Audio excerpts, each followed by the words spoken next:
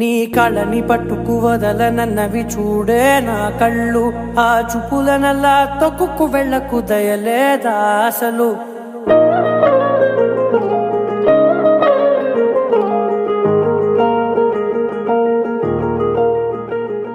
దోసను వేయడానికి tri-ply హనీకాంబో technology dosa తవను use చేస్తున్నాను. దీనిలో ఎలాంటి కెమికల్స్ కానీ టెఫ్లాన్ కానీ లేదు కాబట్టి ఇది సేఫ్ అండ్ హెల్దీ.